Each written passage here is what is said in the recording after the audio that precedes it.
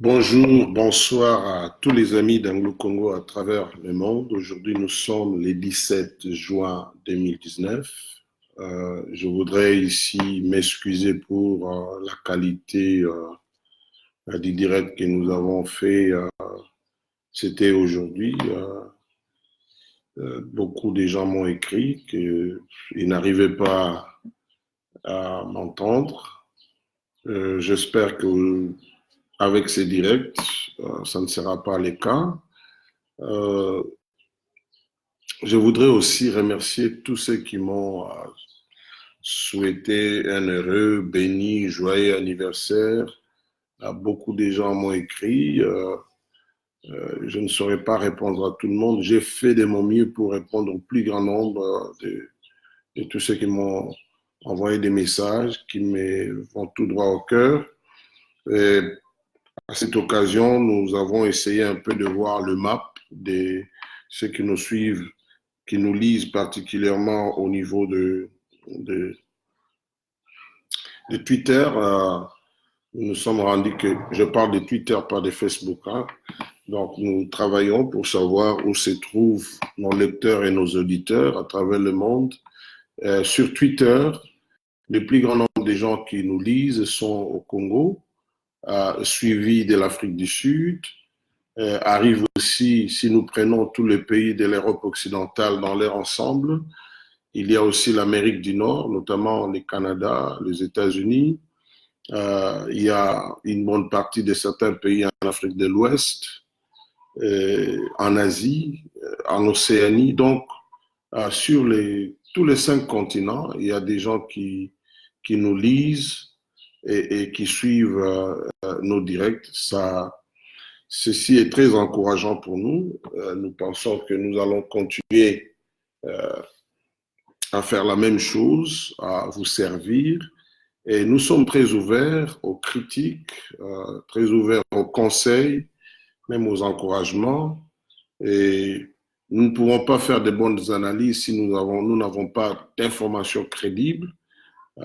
Donc, toute information que vous estimez crédible, que vous avez obtenue d'une source très fiable, eh bien, vous pouvez toujours nous donner cela. C'est vrai que nous n'allons pas balancer ça directement, nous allons essayer d'analyser, essayer un peu de recouper avec d'autres informations pour faire un travail de qualité et surtout pour ne pas propager des mensonges. Voilà. Alors, deux titres aujourd'hui. Que cache l'article de Johan Tilouine sur les propos de Fayoulou, hein, donc Martin Fayoulou. Et puis, il y a la visite du président Félix Tshisekedi en Afrique de l'Est. Il est évident que par vos questions, nous pourrons toucher d'autres questions que nous n'avons pas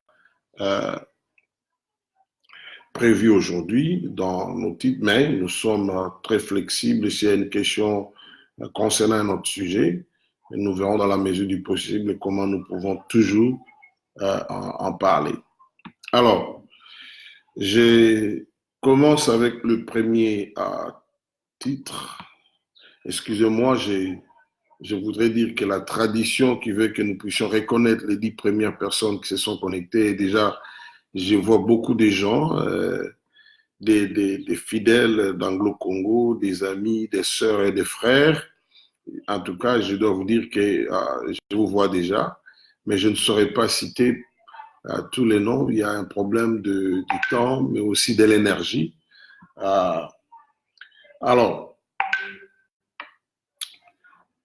je commence avec le premier titre. Que cache l'article de Joan Tuluine sur les propos de Martin Fayoulou? Et faites-moi signe si vous me suivez bien, s'il vous plaît, j'avais oublié, donc je vais lire les commentaires pendant que je suis en train de faire l'analyse, parce que la première analyse que j'avais faite très tôt le matin, merci beaucoup, je vois il y a déjà des gens qui me signalent que ça va. Je ne lisais pas les commentaires, et pourtant tout le monde me disait que les sons n'étaient pas bons, il y avait beaucoup de coupures, certains même n'arrivaient pas à me suivre. Alors, je disais que nous avons tous lu cet article de ces journalistes français du journal Le Monde, qui est un grand journaliste, qui a obtenu un prix dernièrement dans le cadre du travail qu'ils avaient fait sur le meurtre ou l'assassinat plutôt, l'assassinat de deux experts des Nations Unies dans les Kassai occidentales. Le journal Le Monde, comme vous le savez, la RFI et d'autres organes de presse avaient reçu un prix.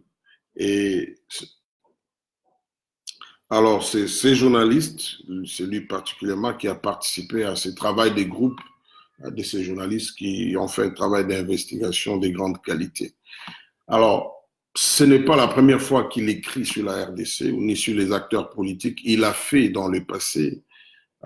Il avait écrit un article sur l'actuel président, M. Félix-Antoine Tshisekedi.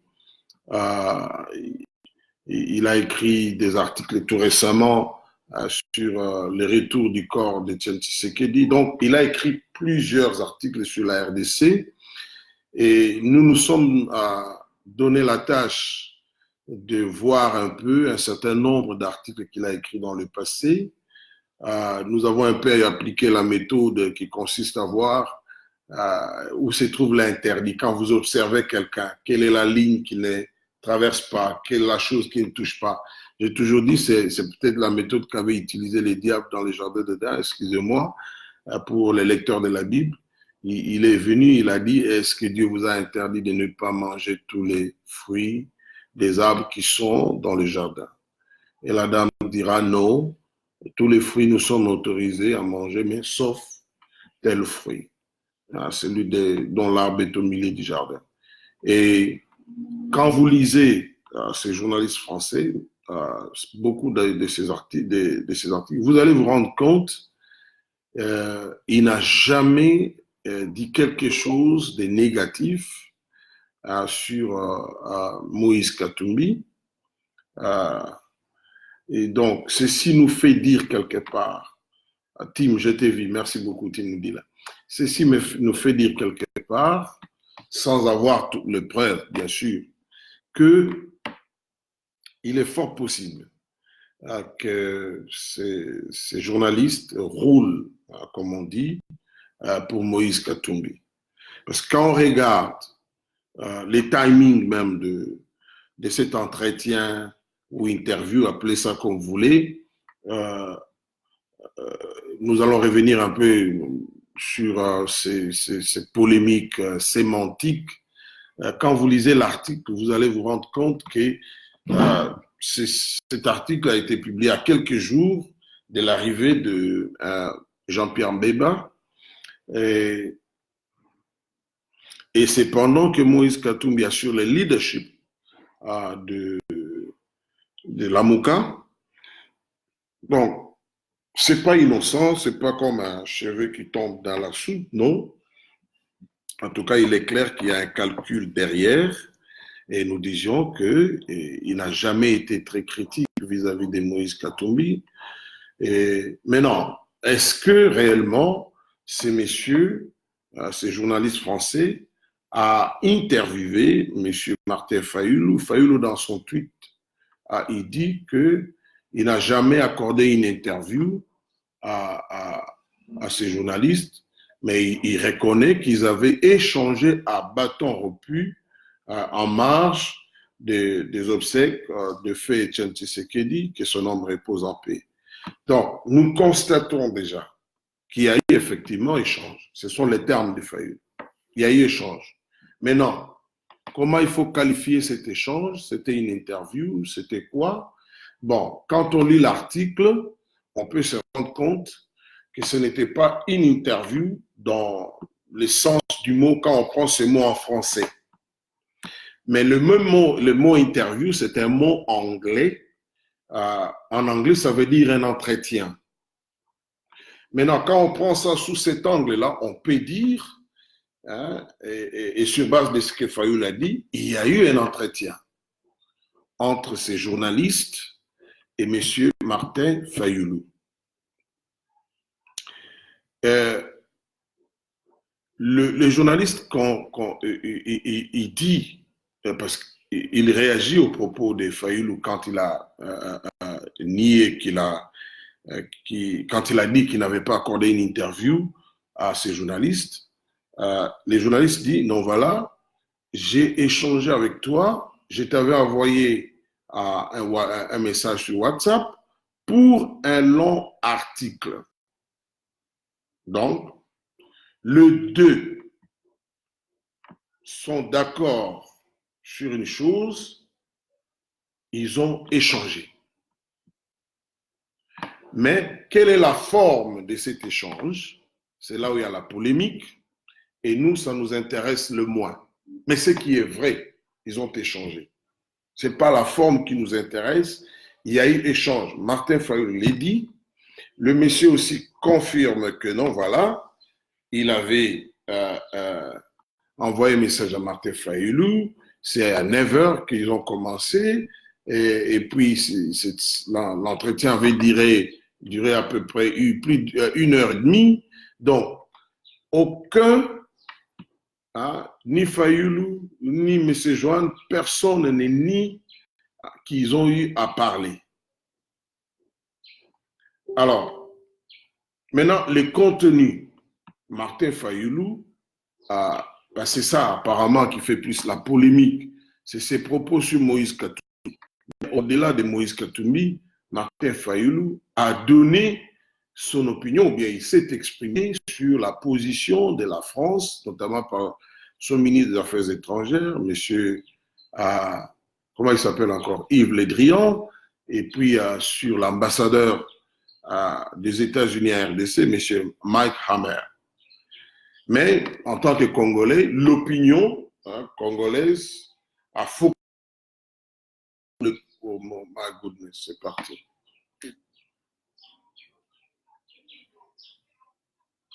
Bon, on le fera jamais.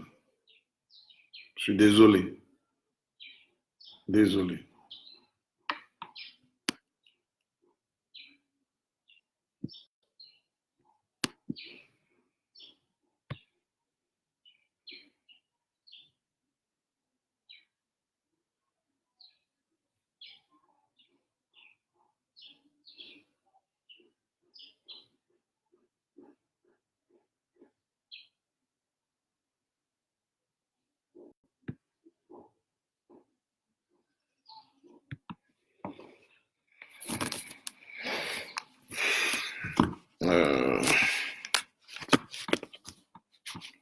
C'est pas possible. Est-ce que vous m'entendez toujours? Parce qu'ici, on me signale que le direct est interrompu. Est-ce que vous me captez toujours? Si vous me captez, manifestez-le par les likes et les j'aime.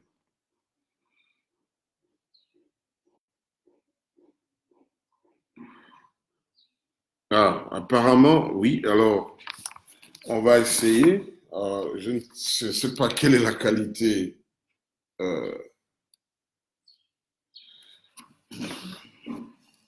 Quelle est la qualité de ce direct en ce moment, parce que j'ai une difficulté là. Il faut que ce problème soit résolu dans les jours à venir.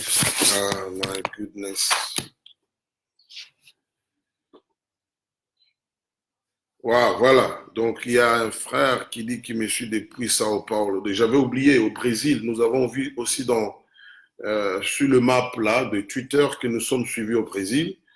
J'étais très touché que au pays des rois Pelé, on nous suit. Ça fait toujours du bien. Bon, je ne sais pas. Est-ce qu'il y a des gens qui me suivent? Arnold, est-ce que tu peux me faire signe sur WhatsApp si tu me suis en ce moment ici? Donc, je te donne 30 secondes. S'il n'y a pas un message sur WhatsApp, alors dans ce cas-là, je saurai que je ne suis pas suivi. Je vois des likes, mais je me dis, est-ce que c'est pas en différé ça?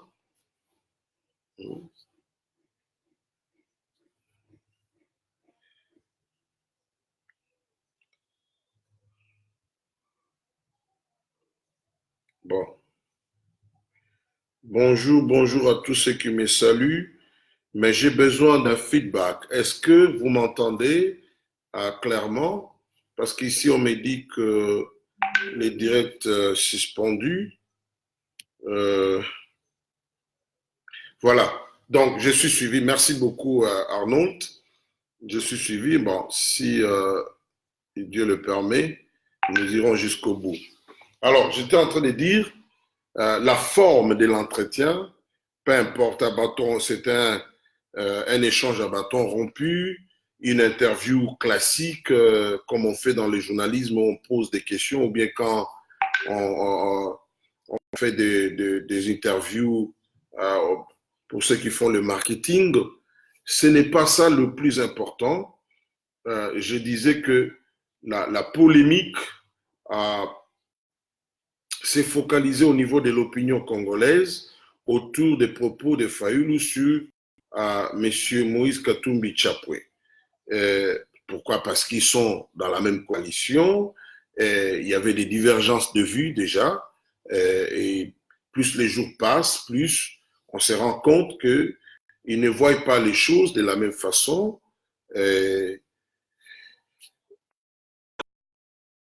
L'opinion, son attention, mais au-delà de cela, comme je l'ai dit, Martin Fayulu a révélé, oh my goodness, il y a quelqu'un qui m'appelle.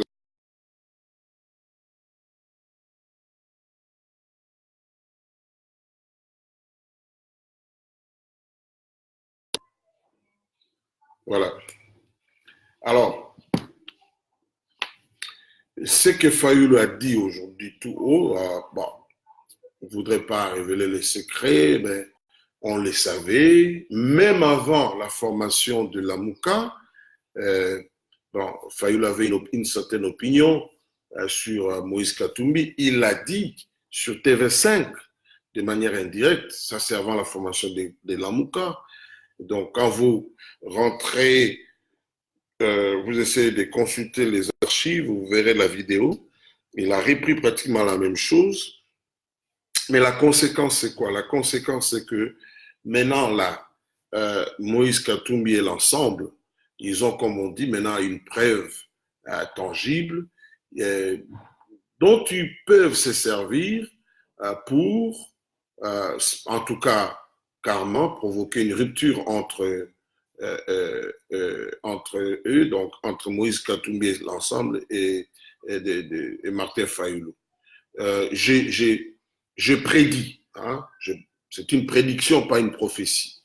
Donc ça peut arriver ou pas, mais à voir les choses, je prédis que après la coordination qui est assurée par Moïse Katumbi, je pense que l'ensemble prendra ses distances vis-à-vis de la MOUCA. Parce que l'ensemble va connaître une imitation, ça va devenir un parti politique. Là encore, c'est pas moi qui l'ai dit. J'emprunte les propos du chairman de l'ensemble, M. Moïse Katumbi Chapwe. Donc, nous pouvons voir que dans l'avenir, la MOUCA, qui est constituée aujourd'hui des franges différentes, risque de connaître des départs sérieux, donc des groupes qui vont quitter. Et le premier qui pourrait quitter, c'est, je prédis, ça pourrait être l'ensemble.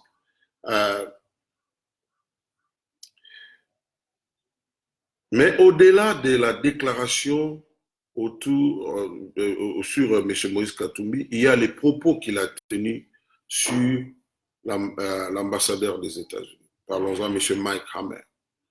M. Mike Hammer est arrivé au Congo avec une mission spéciale.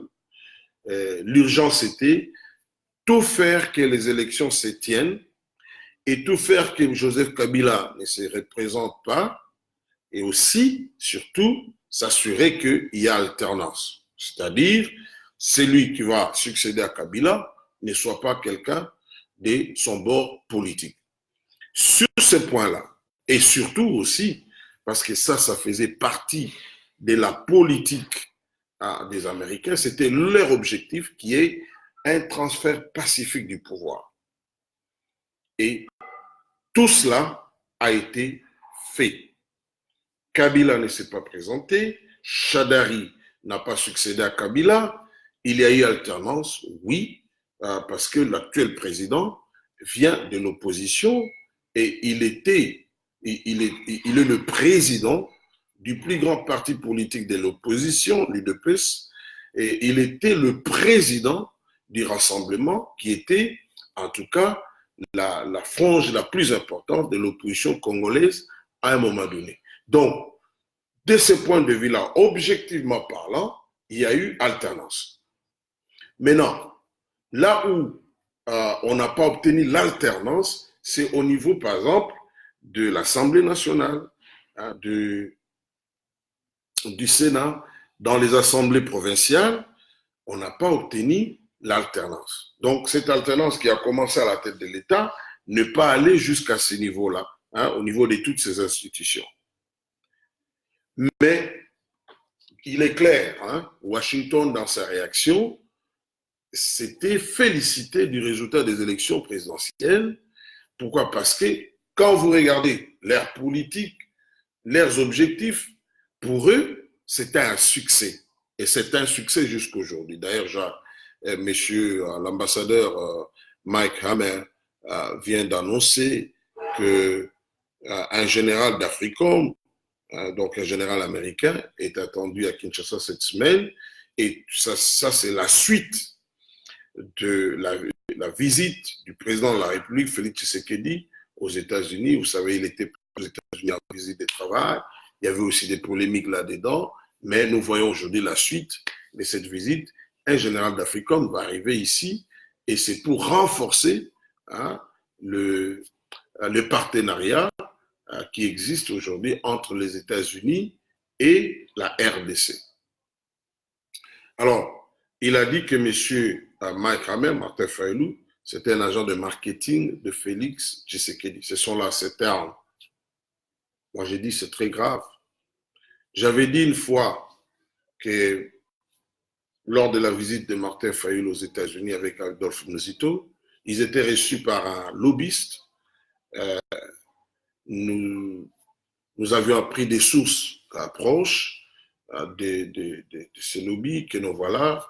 Et lui, Martin Fayulu, estimait que la position de M. Mike Hammer ne correspondait pas à la position du département d'État. En tout cas, c'est ce qu'il avait dit et nous étions très étonnés qu'à ce niveau-là des responsabilités, il faut qu'on se le dise, il a été député depuis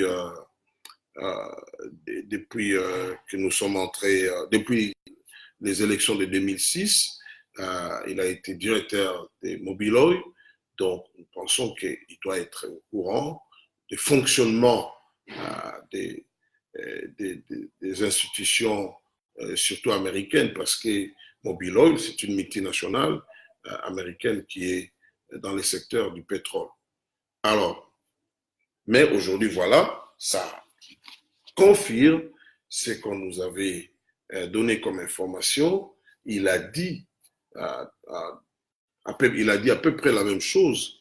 Les États-Unis ne peuvent pas envoyer un ambassadeur pour qu'il devienne un agent de marketing d'un acteur politique local congolais.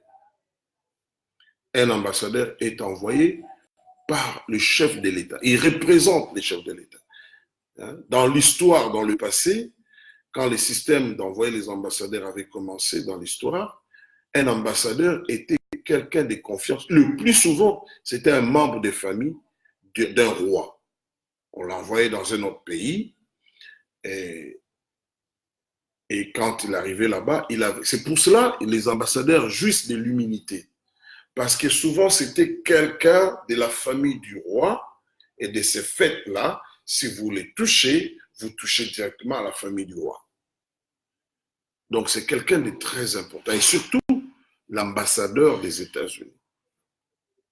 Les États-Unis, qu'on le veuille ou pas, c'est aujourd'hui la première puissance mondiale. De loin, je dis bien de loin, même la Chine a encore plusieurs décennies pour arriver au niveau des Américains. Posez la question à tous les experts des géopolitiques, ils vous diront que les États-Unis sont très loin de la Chine. Il n'y a aucun pays dans le monde qui a occupé les océans avec leurs navires de guerre comme les Américains. Il n'y en a pas. Il n'y en a pas. Que ce soit la Russie, que ce soit la Chine, l'Union européenne, non, il n'y en a pas. Donc, ce n'est qu'un élément de la projection de leur puissance en dehors du territoire américain. Donc, un ambassadeur américain, c'est quelqu'un, compte tenu des poids des États-Unis sur la scène politique internationale, c'est quelqu'un qui pèse dans des pays tels que la RDC. Donc, les réduire au niveau d'un agent de marketing du président Félix Tshisekedi, bon, je n'ai pas un autre mot, mais je dis peut-être que il était hors de... En tout cas, je dis, mais c'est grave. Hein? Bon, et je pense que, contrairement à ce que les gens pensent, je pense qu'il y a eu rétropédalage de Martin Fayulu par rapport à ses déclarations sur l'ambassadeur des États-Unis, plus que sur ça que sur ses propos sur Moïse Katumbi, parce que de toute façon, Moïse Katumbi, c'est un acteur politique local. Dans une coalition, il peut y avoir des divergences. Les gens peuvent se tirer dessus.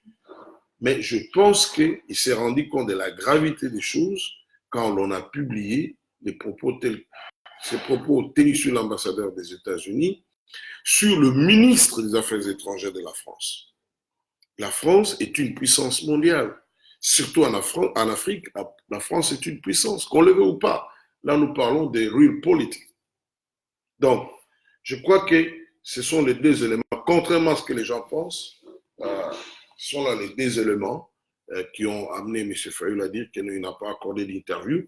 Et il n'a pas tort quand il dit qu'il n'a pas accordé d'interview. Tout dépend s'il utilise le mot interview en français ou en anglais, hein, parce qu'il y a quand même une nuance. Alors, voilà, sur ce point-là, je pense que c'est l'essentiel. Donc, dans les jours à venir, je crois qu'il y aura des problèmes.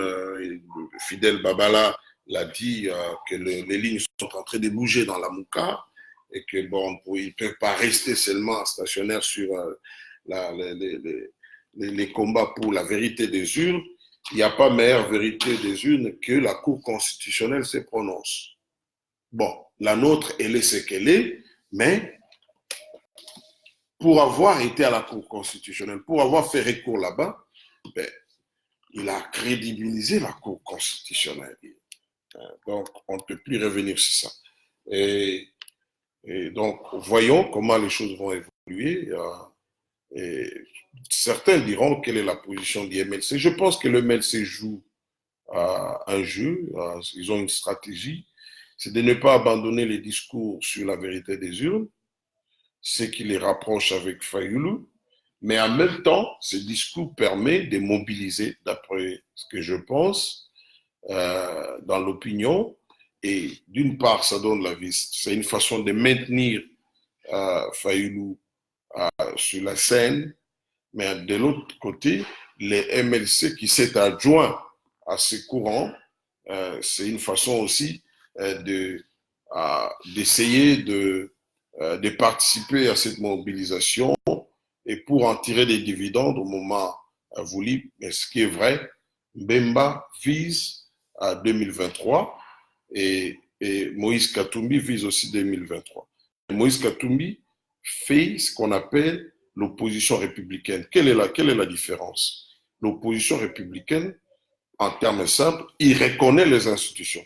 Il est dans l'opposition, mais il reconnaît les institutions. Parce que pour être opposant, il faut s'opposer à quelque chose. Alors lui, il est dans la posture où il dit, je reconnais le président de la République, qu'il a été vainqueur des élections et que c'est lui qui dirige le pays, je reconnais le gouvernement. Donc, il est dans les institutions et reconnaît qu'il y a un président de la République, ce qui ne dit pas un président de la République légitime. Alors, mais la posture des autres, c'est que nous ne reconnaissons pas le président qui est là comme étant légitime. C'est pour cela qu'ils parlent de vérité des urnes.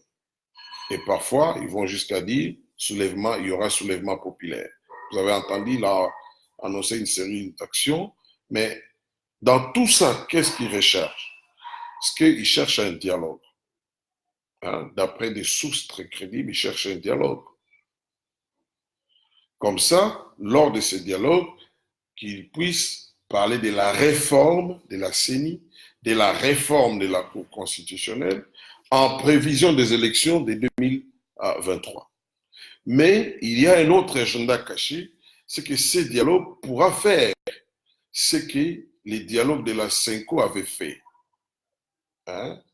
C'est laver à Jean-Pierre Mbemba sur le plan judiciaire. Vous savez, Jean-Pierre Mbemba, son casier judiciaire n'est pas vierge pour avoir été condamné au niveau de la CPI pour subornation de témoins, et notre Cour constitutionnelle au Congo avait pris cet élément pour les disqualifier dans la course présidentielle. Alors, tant qu'il n'y aura pas une autre mesure qui vient révoquer celle-là, hein, donc Jean-Pierre Mbemba ne sera pas présidentiel. Alors je pense, c'est mon analyse, qu'au cours de ces dialogues qui cherchent par tous les moyens, ils vont essayer de faire ce qu'on a fait un peu à la CENCO, où on a vu Moïse Katumbi laver de toute charge par rapport à l'affaire de la maison des Grecs. Voilà.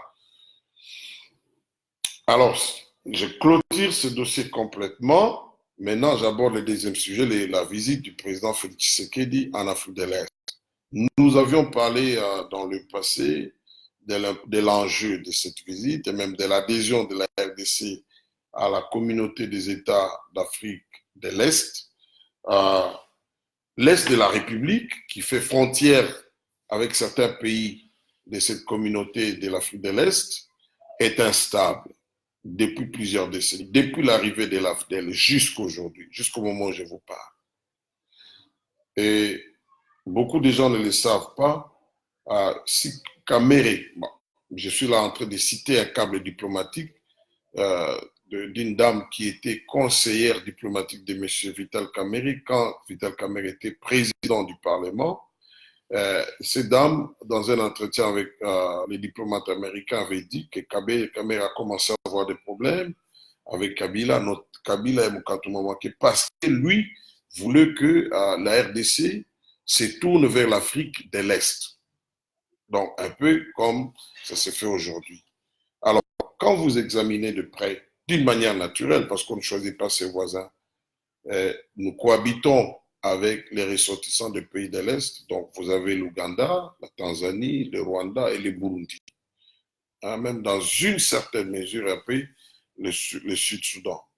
Donc, nous avons tous ces pays-là qui sont là, qui font le trade ou le commerce avec nous depuis très longtemps.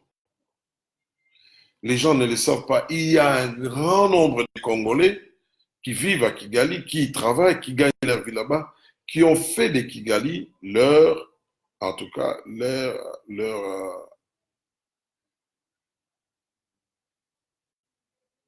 donc, on fait des commerces depuis très longtemps, et j'en veux pour exemple nos frères, beaucoup de commerçants de la communauté Nandé, ils importent leurs biens de l'Asie, hein, ces biens passent par le port de Mombasa, ça passe par l'Ouganda, ça va dans le Nord Kivu. Donc, vous voyez que, et ça n'a pas commencé aujourd'hui, ça a commencé à l'époque de Mobutu. C'est pour cela que nous avions à l'époque ce qu'on appelait les CPGL, mais aujourd'hui ça a été étendu au niveau du CIRGL, mais il y a un marché de ce côté-là.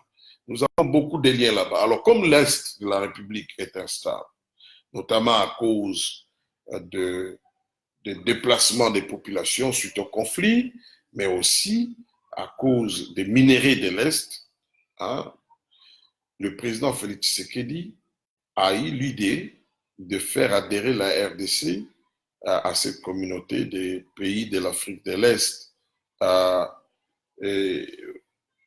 Nous pensons que c'est une bonne idée dans la mesure où c'est une façon de formaliser les choses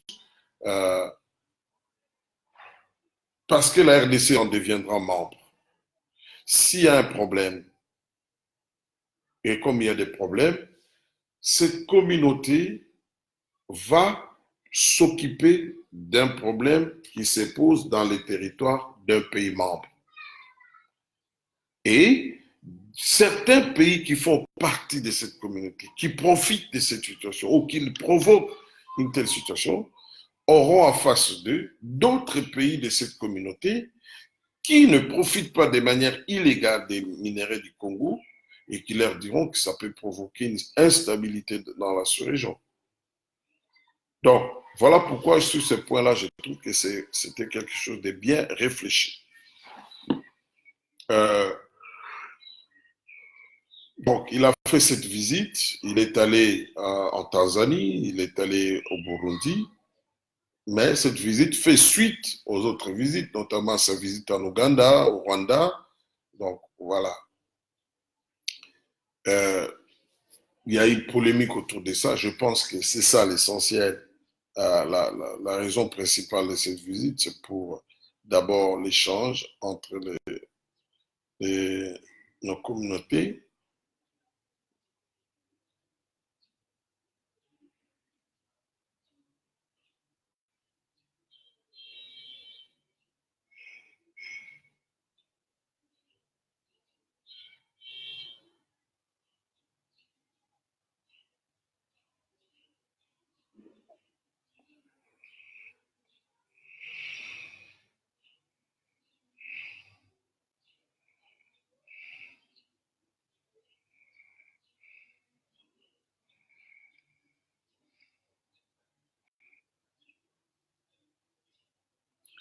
Donc voilà. Et il a un temps mort. Je crois que ça là, c'était coupé. Hein?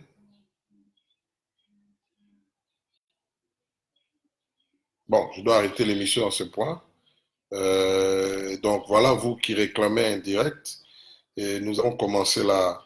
Et je vais me forcer à que ce soit de manière régulière, 2 fois, 3 fois par semaine, et selon aussi l'actualité, parce que nous ne faisons pas les directs pour le faire. Il faut qu'il y ait un sujet d'actualité pour lequel nous estimons qu'il faut faire une analyse là-dessus. En tout cas, je m'excuse beaucoup sur la qualité, parce que jusque-là, les feedbacks que j'ai, on me dit que euh, la connexion n'est pas de bonne qualité, mais tant mieux si vous me recevez bien, comme me l'a dit Arnold et puis quelqu'un d'autre.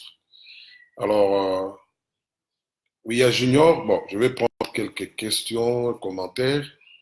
Junior qui me dit, Junior, il dit, bonjour Papa Anglo Congo, s'il vous plaît, quel est votre compte Twitter? C'est Anglo Congo. Vous allez sur Twitter, vous me verrez. Nous sommes là. The sound is good. Merci beaucoup, Salomon. Thank you very much. Euh, quelques commentaires. Pierre Kamunimoko, merci euh, d'être connecté. Pierre me disait toujours, il faut que je reprenne les analyses. Merci Pierre, c'était assez encourageant. Euh, il y a Junior aussi, qui voilà. Il y a Dego qui dit que c'était bien, le son. Francky, Kanissa marche sans problème. Oh, c'est étonnant. Hein. Jusque-là, j'ai encore ce message-là.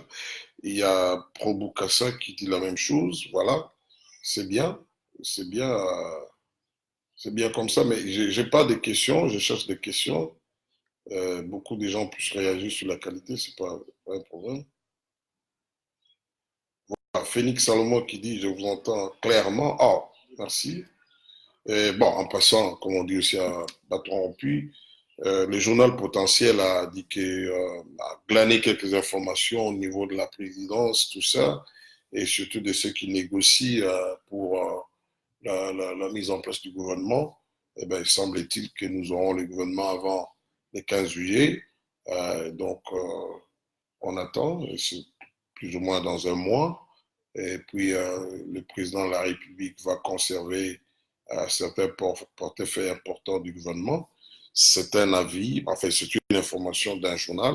Potentiel, c'est quand même un journal sérieux. Mais d'ici là, est-ce que les choses vont changer? Ça, nous n'en savons rien pour l'instant. Voilà. Des questions, est-ce qu'il y en a? Non, non, non, tout le monde est focalisé sur la qualité des sons. Allez, je crois que nous sommes là vraiment à la fin.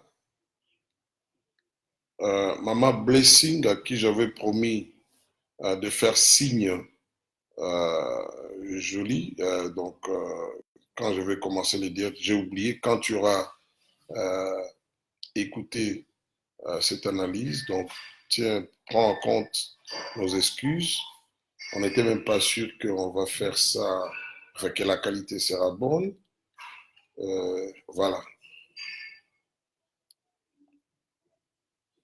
Oh, Rushdie, thank you. I don't know if you are getting me. Nous avons quelqu'un, un anglophone, et qui est responsable au niveau des IFS. C'est un organisme américain qui s'occupe de la gestion des élections. Il est en train de nous suivre aussi. Je crois que il comprend les Français. Rushdie, thank you. I don't know if you can understand French, but I hope so. That this is part of what we do. We do write articles. We do also some analysis, just to allow people to understand what is going on in Congo on political situation. So let it not be the last time that you are connected to our live. So next time, please comment. That will be very encouraging. Dominique, Débense Dominique, vous êtes nombreux. Questions, il n'y en a pas. Oh, grand chef Dia Kakamai, bonjour. Merci, merci. Bonne santé à vous aussi. Voilà. Je n'ai pas de questions jusque-là. Je monte. Il n'y en a pas. Nous avons oublié. Ebola continue à ravager des vies dans le Nord Kivu. On ne doit pas s'habituer avec cette épidémie. Elle est très dangereuse. Aujourd'hui, ça traverse la frontière. Il y a eu un cas en Ouganda. Et j'ai toujours dit que Dieu est congolais. Une telle épidémie, si ça arrive à Kinshasa, avec la promiscuité qu'il y a à Kinshasa, j'ai parlé à 2 ou 3 médecins qui m'ont dit il ne faut même pas parler de ça parce qu'on aura du mal à contenir cela. Donc, jusque-là, Kinshasa et d'autres provinces, et particulièrement Kinshasa, en est préservé parce qu'on a pris des mesures de contrôle à l'aéroport, tout ça. Donc, c'est une bonne chose. Nous souhaitons que les équipes qui sont en train de travailler d'arrache-pied là-bas, il y a des gens qui ont perdu leur vie là-bas. Certains ont été attaqués, d'autres contaminés. Il y a des agents de santé qui sont contaminés. Nous souhaitons qu'ils s'en sortent mieux. Ceux qui ont perdu les leurs, les familles là, ils doivent savoir que les leurs qu'ils ont perdus, ce sont des héros, je vous l'ai dit. Donc, voilà. Merci beaucoup. Il y a Mehdi Bams qui nous suit depuis Casablanca. Waouh, waouh. Donc, nous allons publier le map sur le Twitter, là où les gens nous suivent, et aussi les gens qui nous suivent sur Messenger, sur Facebook. Ça nous a beaucoup encouragé de savoir que nous sommes suivis. Au Congo, dans certains pays d'Afrique, notamment l'Afrique de l'Est, l'Afrique du Nord, en Europe, dans plusieurs pays, en Amérique du Nord, Canada, États-Unis, en Océanie, et même, nous avons vu quelqu'un nous suivre au Bangladesh. Donc, en Asie, nous sommes suivis. J'ai vu à Hong Kong, nous sommes suivis donc, en Chine là-bas. Voilà. Ça nous fait du bien. All right. Pas de questions aujourd'hui spécialement. Attendez, je vois d'autres gens, 5 commentaires de plus. Maman Lisette, voilà, j'allais vous oublier. Il me dit, papa, bonjour Maman Lisette, papa Anglo-Congo, tu dois absolument occuper un poste dans le gouvernement. Ah, waouh, quel poste. Moi, je n'ai pas d'expérience dans la politique du Congo. Hein, et je dois être franc et honnête. Et donc, je ne sais pas commencer par où. Et surtout que ces gouvernements, c'est un gouvernement qui a un programme spécial, combattre la corruption. La corruption, ce qui est dangereux, c'est ancré maintenant dans notre culture. Hein, il faut dire les choses telles qu'elles sont. Chaque fois que quand je pense à ça, je dis, mais ça se fera comment? Mais nous souhaitons que le président de la République, le Premier ministre et tous les ministres puissent réussir dans cette lutte contre la corruption. Voilà. Mais que Dieu vous entende, comme on dit. Que Dieu vous entende et que le président de la République vous entende s'il estime que nous avons quelques qualités par rapport au job description. Donc, ben, on verra. Mais je dois vous dire que je n'ai jamais pensé jusqu'à ce point-là. On peut servir le pays à d'autres niveaux. Monsieur Tibangu Kabamba, il dit Anglo-Congo, comment le président pourra-t-il maîtriser la situation trouble après ces derniers échauffourées? Bon, il y a les calmes maintenant. Je pense que vous parlez d'échauffourées, vous parlez de ce qu'on a vécu entre les jeunes de Cash et de PPRD. Mais signalons qu'il y a Djougou. Hein? Donc, Djougou, c'est Ituri, hein, si je ne me trompe pas. Et, il y a eu un massacre, il n'y a pas un autre mot. Encore un massacre de plus. Et les conflits Emma Lindou, apparemment, il est en train de ressurgir encore. Et quelqu'un nous avait signalé avant qu'il y aura des attaques là-bas. Bon. Qu'il y a des gens qui sont derrière ça. Tout ça, on profite de conflits passés entre les Emma et les Lindou pour créer des troubles. Il y a aussi la présence de l'or dans cette partie de la République. C'est plein d'or là-bas. Donc, tout tourne autour des trafics de l'or, de minerais, mais aussi, naïvement, on implique les communautés dans des conflits qui ne vont pas profiter ni au Lindou, ni au Emma. Hein? Je parlais une fois avec un Emma, je n'ai jamais parlé avec un Lindou.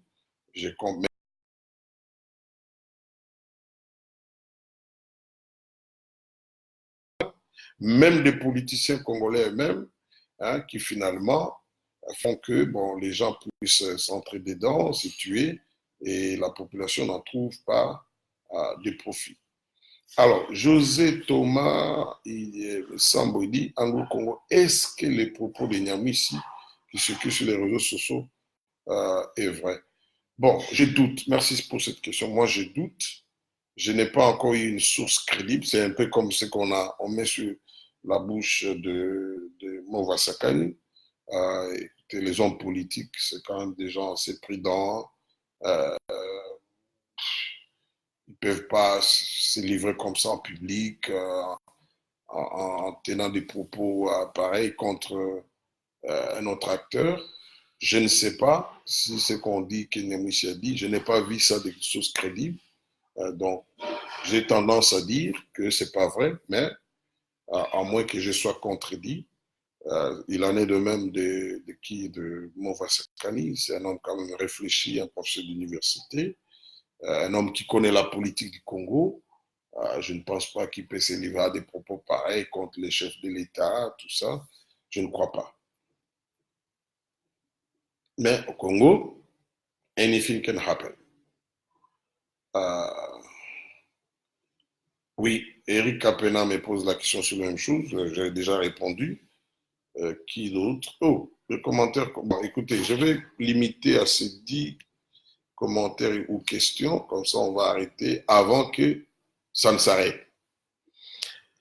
Pourquoi vos vidéos disparaissent quelque temps après? Ça, c'est Vincent Makolo, tu vois. Bon, il y en a que nous supprimons, hein, pour être franc avec vous, mais il y en a d'autres qui sont là. D'ailleurs, la plupart sont encore là.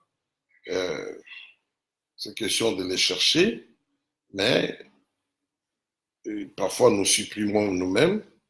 Et si, après avoir écouté, nous estimons qu'il y a peut-être, nous avons donné une piste parce qu'il faut penser à la sécurité des gens, ceux qui vous donnent des informations. S'il y a une inquiétude, nous supprimons. Ou alors, excusez-moi, si la qualité n'était pas bonne, pote baouli bofunda. Comme on dit à Lingala, na monio. Donc voilà, c'est pour cela parfois nous supprimons. Piro Bukasa, il dit apparemment les propos de Nyamouis qui circulent sur le net ne sont pas les siens. Oui, apparemment, moi j'ai tendance à croire que c'est pas vrai. Et voilà.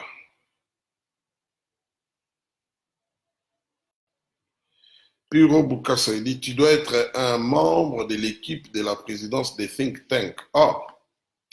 Aujourd'hui vous me souhaitez beaucoup de choses, de bonnes choses. Merci beaucoup. Mais comment arriver à avoir contact avec la présidence? C'est là mon problème. Si je pouvais avoir le contact avec la présidence, ça me fera beaucoup de plaisir. Ou bien vous pouvez faire une telle demande au niveau de la présidence de la République. Et voilà. Mais nous sommes que les petits Congolais.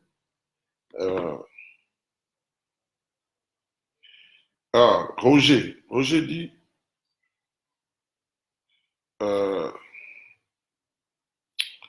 Papa Anglo-Congo, la visite du président Félix en Tanzanie. Mais d'abord, il faut mettre ça dans le cadre de la visite. Écoutez, le président a pris le pouvoir au mois de décembre. Il a été élu au mois de décembre. C'est au mois de janvier qu'il y a eu la session du pouvoir. Il est allé en Angola, au Congo-Brazzaville. Il est allé au Kenya, en Ouganda, au Rwanda. Il a été dernièrement au Gabon de passage, où il a rencontré le président gabonais Ali Bongo. Il a été à Malabo. J'apprends de mes sources, ce n'est pas un secret d'État que je révèle ici, que le président sera en Égypte au courant de cette semaine, dans le cadre des rencontres de l'Union africaine. Vous savez, il est le deuxième vice-président, je crois, à l'Union africaine. Donc, mais il devrait en principe visiter tous les pays voisins, jeunes, jeunes en termes de le plus jeune président en fonction, c'est-à-dire, je voudrais dire, c'est un nouveau venu. Alors, il doit en principe aller rencontrer ses homologues. Il y en a qui ont fait un premier pas. Le président centrafricain est venu 2 fois au Congo. Le président togolais, Faure Gnassingbé, est passé ici. Le président éthiopien est passé ici.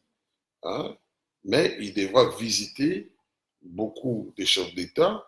Il lui revient. Le président Cyril Ramaphosa, d'ailleurs, qui était vice-président de Jacob Zuma, quand il a pris le pouvoir après le départ de Jacob Zuma, il a fait la même chose, mais lui l'a fait surtout au niveau des pays membres de la SADC. Voilà. Alors, le président Félix Tshisekedi, le Congo, notre pays, étant dans une position stratégique. Vous voyez, nous sommes membres, par exemple, de la CRC, communauté des États, communauté économique des États de l'Afrique centrale, mais nous sommes aussi membres de la SADC. Parce que quand vous arrivez à Lubumbashi, vous vous sentez en Afrique australe. Et nous sommes aujourd'hui, nous sommes en phase de devenir membres de la communauté des pays de l'Afrique de l'Est. Nous sommes aussi membres de quoi? L'Union africaine, c'est grand. Donc, toutes ces organisations sous-régionales, nous en devenons des membres parce que nous avons une position stratégique. Nous sommes à l'Est, nous sommes à l'Ouest, nous sommes au Nord, nous sommes au Sud. Enfin, quand je dis Nord, donc vers le Nord, là, c'est l'Afrique centrale. Vous prenez le Sud, nous avons les Katanga là-bas. Le climat qui est au Katanga, c'est celui qui est en Zambie.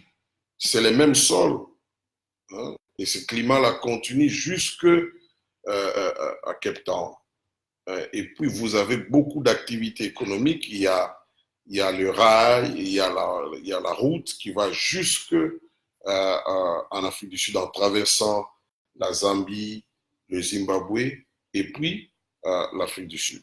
Donc, c'est un avantage que nous avons, mais cet avantage va de pair avec des obligations, des relations dont le président de la République, je crois, et son équipe, ils tiennent compte de cette position géographique de la RDC pour renforcer les relations, des relations aussi de peuple. Un Tanzanien et un Congolais, ce ne sont pas les États qui nous ont mis ensemble. Hein? Dans le passé, le secrétaire général de l'Union africaine, donc à l'époque c'était l'organisation de l'Union africaine, l'OIA, Saleh, je crois, Saleh bin Saleh, hein, c'était un Tanzanien, mais dont un des parents était un Congolais. Donc, vous prenez les gens du Sud-Soudan, vous avez des tribus qui sont à cheval entre le Sud-Soudan et la RDC. Donc, le président, normalement, devra visiter ses chefs d'État, aller se présenter. Voilà, moi, je suis nouveau venu, aller les écouter, parce que nous ne pouvons pas vivre au Congo sans tenir compte de la réalité de notre souveraineté. Ce qui se passe au Sud-Soudan, ça nous intéresse. Ça nous intéresse. Comme ce qui se passerait dans n'importe quel pays voisin de la RDC ou de la sous-région. Donc voilà, je pense que la visite du président de la République en Tanzanie, d'abord, c'est dans ces cadres-là. Nous avons un lac entre nous et la Tanzanie. Ce lac contient certaines ressources que nous pouvons exploiter ensemble, mais il y a aussi le peuple. Vous avez par exemple les Babembe que nous avons au Congo. Vous avez une communauté Bembe tanzanienne, je ne parle pas, une communauté Bembe tanzanienne hein, en Tanzanie. Et puis les Congolais, les Tanzaniens se marient, ils font le commerce, tout ça. Donc il y a un peu cette réalité. Et la Tanzanie est un membre de la CIRGL, mais en même temps membre de la SADC aussi. C'est un pays important. Aujourd'hui, les commerces, les ports de Dar es Salaam, beaucoup de biens importés au niveau du Katanga passent par les ports de Dar es Salaam. J'ai des amis hein, qui font arriver leurs biens au Katanga par les ports de Dar es Salaam. Donc, c'est tout à fait normal et puis la Tanzanie a des casques, il y a des casques bleus tanzaniens chez nous ici. Donc, c'est tout à fait normal que nous puissions que le président de la République s'y rende pour renforcer les liens. Alors, mais aussi, c'est du lobbying que le président, vous savez, il était responsable de la diplomatie dans l'UDPS et il a ça avec lui, même en étant président de la République. Alors, le Congo a écrit, ça fait aussi polémique chez les Congolais, le président de la République avait écrit à son homologue rwandais Paul Kagame pour que la RDC adhère à cette organisation des pays de l'Afrique de l'Est, parce que Kagame en est le président en exercice. C'est tout à fait normal. Et la Tanzanie est un pays important de cette organisation. Le Burundi, il en est de même. Il y a des problèmes sécuritaires, hein, mais aussi il y a une forte communauté congolaise au Burundi. Ça ne date pas d'aujourd'hui. Ça ne date pas d'aujourd'hui. Moi, j'ai une amie qui est congolaise, qui est née, grandie au Burundi. Et elle m'a dit, j'en ai rencontré d'autres, que déjà vers les années 60, je suivais encore Albert Kalonji Moulopo dans une interview, il dit, il avait convoqué une conférence et que les gens étaient venus même de Bujumbura à l'époque, vers les années 60. Donc, il y a une forte communauté congolaise au Burundi, beaucoup de nos frères Bembe aussi. Disons, les gens Bembe, Bafulero, vers Fizi, Baraka là-bas. Mais c'est comme les Manyanga chez nous, dans les Bas-Congo, hein, Congo central. Ils ont beaucoup de liens de commerce avec les Congo-Brazzaville. Il en est de même de ce côté-là. Vous verrez beaucoup de gens de ce coin-là, Fizi Baraka, il n'est jamais arrivé à Kinshasa, mais il a déjà été au Burundi. Le docteur Mukwege a étudié au Burundi. Donc cette proximité-là joue. Et cela n'a rien de mauvais en cela. Cela n'a rien de mauvais. Donc voilà à peu près ce que je veux dire. Il en est de même de l'Ouganda. J'ai appris des sources très sûres. Hein. Une délégation avait rencontré le président ougandais. Un membre de cette délégation m'a dit c'est que le président Museveni a vécu à un moment donné au Congo. Il connaît très bien le Congo. Vers les années avant l'indépendance, il avait vécu au Congo. C'est de sa propre bouche que cela est sorti. Il a même cité certains acteurs politiques congolais, les Kalonji, les Iléo, les Lumumba, tout ça, machin. Donc, voilà. C'est tout à fait normal. Je crois qu'il va se rendre au Sud-Soudan. Le président de la République, mais son calendrier est chargé. Donc, les visites là, ça suscite seulement des polémiques parce que bon, les gens veulent parler, bon, on ne peut rien. Les réseaux sociaux sont aussi pour ça. Hein? Allez, bon, Maman Blessing, je me suis déjà excusé avant même que vous ne puissiez être connecté pour ne vous avoir pas fait signe que j'allais commencer les directs. Je ne pensais même pas que ça allait passer. Allez, qui d'autre? Monsieur Tibangou dit, vous devez faire partie du shadow government de Fachi parce que vous le méritez. Oh, merci beaucoup. Shadow government, bon, généralement chez les anglophones, c'est l'opposition. Hein? L'opposition s'organise aussi en contre-gouvernement et shadow government. Bon, je ne sais pas shadow government de quoi vous parlez ici. On va pas, donc vous n'allez pas encourager le président à faire le dédoublement des institutions, comme dans les régimes passés, on parlait d'un gouvernement parallèle. Non. Donc, voilà. Quel est votre point de vue? Ça, c'est M. Tiban qui dit, quel est votre point de vue sur le fait que la compagnie américaine Blackwater se soit lancée dans les mines en RDC? Et c'est une bonne chose, c'est plutôt risque compte tenu des activités militaires. Très pertinente question, très très pertinente. Merci beaucoup, Tiban. Merci. J'ai publié un article là-dessus et je continue, c'est en 2018.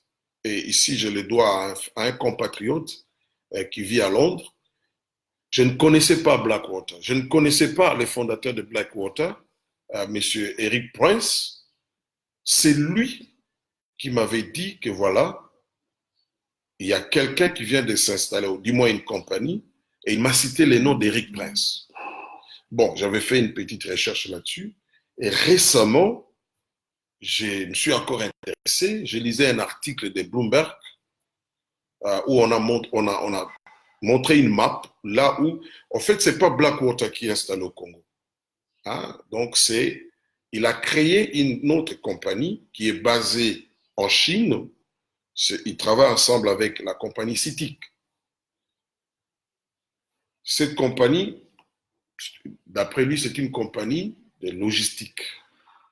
Mais il donne la formation au personnel d'aviation, hein, donc les Chinois, et aux marins, hein, le personnel qui travaille dans les navires, tout ça, il les forme pour faire face à des attaques terroristes. Il est passé, on lui a posé beaucoup de questions dans des émissions aux États-Unis. On lui dit, mais comment tu expliques? Parce qu'il est très proche de Donald Trump. Je dis bien très, très proche. Il avait une compagnie Blackwater. Bon, les termes seraient peut-être forts, mais quand on analyse de près, c'est une compagnie de mercenariat. Il n'y a pas un autre terme. Qui était en Irak, en renforcement des troupes américaines, surtout pour assurer la sécurité, hein, donc de personnel militaire américain qui est sur place en Irak. Mais là-bas, il y a eu des cas de meurtre commis par ses employés. Donc, ils recrutent des anciens militaires, ils recrutent des anciens agents secrets, tout ça. Il avait une compagnie comme ça. Pour le moment, c'est ce qu'il fait. Il a créé une autre compagnie qui s'appelle Frontière, Security Group, quelque chose comme ça. FSG. Alors, cette compagnie ce qui m'avait réveillé dans une vidéo. Il dit que nous sommes en Afrique aussi et nous faisons les transports des biens à partir de Cape Town jusqu'au Congo. Dans une autre vidéo, une conférence à Hong Kong, il dit que nous avons découvert des minéraux. Il parlait de cobalt, parce que maintenant il est dans le cobalt. Nous avons découvert des cobalt à un site où les gens ne pouvaient pas penser qu'il y aurait des cobalt là-bas. Non, non, il parle de cuivre, je dois être précis, mais il est dans le cobalt. Comme vous le savez, le cobalt va ensemble avec les cuivres ou les nickels.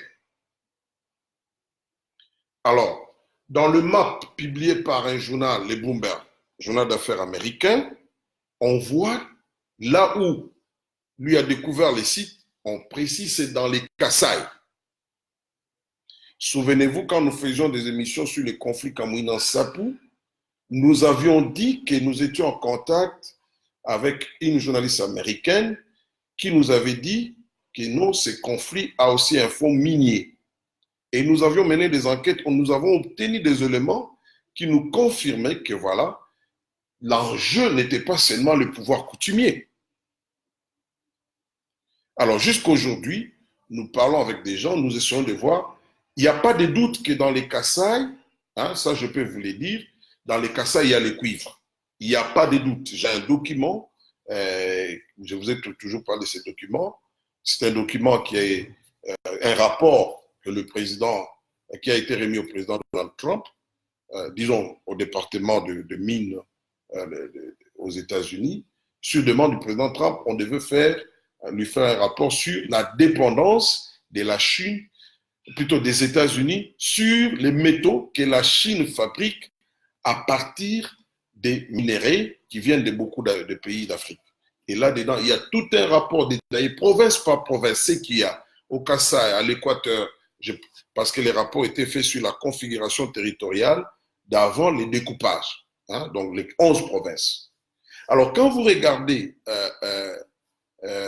la date où cette compagnie Frontière Group, quelque chose a été enregistré ici, c'est en 2018, au mois de juillet et au mois d'août, non, août et septembre, si je ne me trompe pas. Or, à ce moment-là, la crise politique était au plus haut point. Elle était très grave. Alors, ça fait tiquer que c'est pendant cette période d'instabilité-là, que CITIC et Messeric Press viennent signer des contrats avec un régime dont ils savent qu'il ne va pas rester longtemps au pouvoir. Et ils ne révèlent pas exactement, parce que même les Américains eux-mêmes continuent à soupçonner que Messeric, bien qu'il a vendu Blackwater, qui est devenu maintenant, on a changé le nom, ça s'appelle Academy, ça continue à former les gens sur le plan militaire, tout ça. Ce qu'il avait demandé qu'il aille en Afghanistan, qu'il aille, par exemple, déposer les présidents de Venezuela, ce que Donald Trump a refusé. Mais il est très proche de Donald Trump, très proche de son ancien directeur de campagne.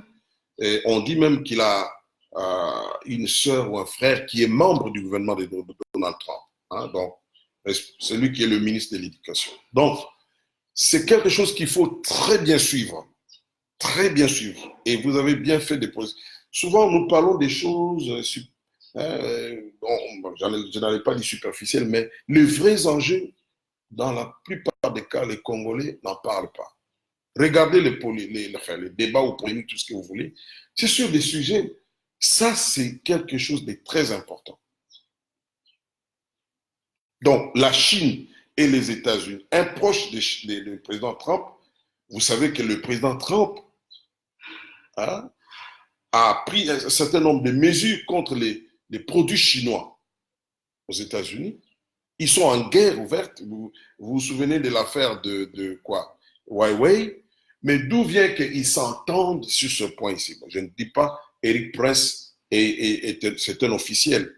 Mais lui qui se veut patriote, qui va défendre les militaires américains, le personnel américain qui sont déployés dans des zones de conflit, d'où il vient que pendant que les États-Unis sont en guerre commerciale contre la Chine, Hein, d'où lui vient, disais-je, qu'il aille en Chine signer des contrats pour avoir des minéraux, des minéraux stratégiques, parce qu'il lui-même en parle.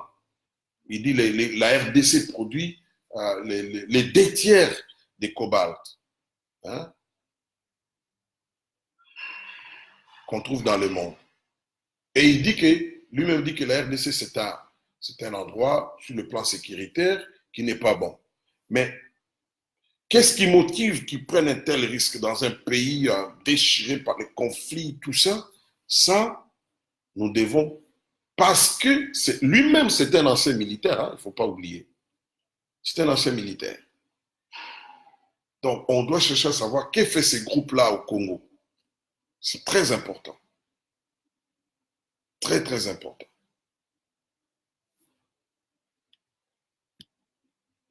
Mais espérons qu'on aura plus d'informations là-dessus. Et ici, c'est enregistré, j'ai oublié le nom. Donc, ils ont créé une filiale ici. On dit apparemment c'est comme une petite compagnie, mais en réalité, cette histoire-là, c'est un monstre. C'est un monstre. Mais ça a été enregistré comme une petite compagnie, hein, à laquelle on ne peut pas faire attention. Donc voilà, merci beaucoup à mon frère. Allez, c'était une question très pertinente. D'ailleurs, je vais m'organiser pour faire une analyse là-dessus, mais permettez que nous puissions collecter les informations, hein, le plus d'informations possible, nous puissions retrouver les traces de cette compagnie, qui sont les dirigeants de cette compagnie, et ils opèrent exactement où, parce qu'il faut que les gens puissent identifier leur champ d'opération, quelles mines ils ont occupées au Kasaï. Il n'y a pas de doute qu'au Kasaï, il y a le cuivre, il y a aussi le nickel. Il n'y a pas de doute. Donc, on est parvenu à avoir des documents là-dessus. Donc, il n'y a pas de doute qu'au Kasaï, il y a le cobalt.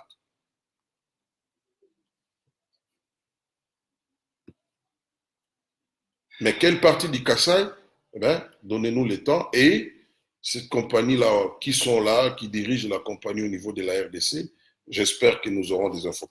En disant cela, je ne veux pas dire qu'ils sont engagés dans des activités illégales. Mais il y a des craintes. Hein. Je dis seulement, même les Américains eux-mêmes continuent à les suspecter. Voilà. Donc, nous, les Congolais, avec un pays dont l'administration publique est encore faible, on a encore des problèmes de sécurité, nous devions encore être beaucoup plus prudents. Du moins, nous devions être informés exactement qu'est-ce que fait cette filiale de cette compagnie ici. Alors, je dois arrêter l'émission. Je ne saurais pas répondre à toutes les questions, tous les commentaires. C'est gentil. On a pris plus de temps que prévu parce que jusque-là, je vois qu'on me signale que ce n'est pas une bonne qualité. Clyde, merci de vous joindre, mais nous sommes déjà à la fin. Je vous contacterai. Allez, bye bye. Mungu amibariki sana. Que Dieu vous bénisse. God bless you. Next time. Bye.